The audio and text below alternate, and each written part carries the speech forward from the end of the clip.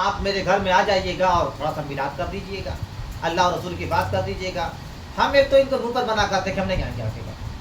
یہ ہو گیا صاف طور پر لفظی طور پر انکار کر دینا، اور ایک ہوتا ہے کہ ٹھیک ہے انشاءاللہ ضرور آئیں گے آگے گا، اور جب وقت ہوا تو ہم آئے ہی نا۔ تو یہ ہو گیا عملاً انکار، کہ ہم نے مان تو لیا کہ ہاں آپ نے بلایا، آپ نے قبول کر لیا کہ ہاں ٹھیک ہے آپ کے گھر آنا ہے، آپ کے گھر آنا چاہیے، لیکن عملی طور پر ہم نے انکار کر دیا، ہم آئے ہی نہیں۔ اللہ تبارک و تعالیٰ نے قرآن مقدس میں ارشاد فرمایا نماز قائم کرو، ٹھیک ہے نماز پڑھنی چاہیے، نماز کی پابندی کرنی چاہیے، لیکن ہمارا عمل ایسا نہیں ہے کہ ہم اللہ کی بارگاہ میں جا کر کے نماز پابندی کے ساتھ پڑھیں، یعنی عملی طور پر ہم اللہ تبارک و تعالیٰ کے حکم کا انکار کر رہے ہیں۔ اور آپ کو معلوم ہے کہ اللہ تبارک و تعالیٰ نے، اللہ کے نبی صلی اللہ علیہ وسلم نے، اور اللہ تبارک و تعالیٰ نے قرآن مقدس میں بے نمازیوں کے کیا انجام بتائے۔ اللہ کے نبی نے ارشاد فرمایا الصلاۃ عماد الدین، نماز دین کا ستون ہے۔ ومن اقامہا فقد اقام الدین، جس نے نماز کو قائم کیا گویا اس نے دین کو قائم کیا۔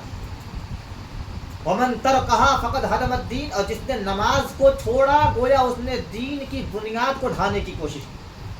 آپ کبھی چاہیں گے کہ آپ کی وجہ سے اسلام بدنام ہو؟ آپ کبھی چاہیں گے کہ اسلام مثال کے طور پر ایک دیوار ہو اور آپ جا کر کے اس پر ہتھوڑی مارے؟ آپ کا دل گوارا کرے گا کہ آپ اللہ کی بات کا انکار کریں، رسول پاک صلی اللہ علیہ وسلم کے حکم کے خلاف جائیں؟ کبھی نہیں۔ لیکن نماز چھوڑ کر کے کہیں نہ کہیں ہم یہ کام کر رہے ہوتے ہیں۔ اللہ، یوں تو ہم کہتے ہیں کہ ہم اللہ کے رسول سے بے پناہ محبت کرتے ہیں، ہم کہتے ہیں کہ نبی پر جان دے دیں گے، نبی پر مال قربان کر دیں گے، اور ہوتا بھی ہے۔ ایک عاشق رسول جب نبی کا نام سنتا ہے تو اپنے انگوٹھوں کو چوم کر کے آنکھوں سے لگاتا ہے، کیا محبت ہے۔ جب نبی کریم صلی اللہ علیہ وسلم کا نام سنتا ہے تو فرق محبت سے جھوم جاتا ہے۔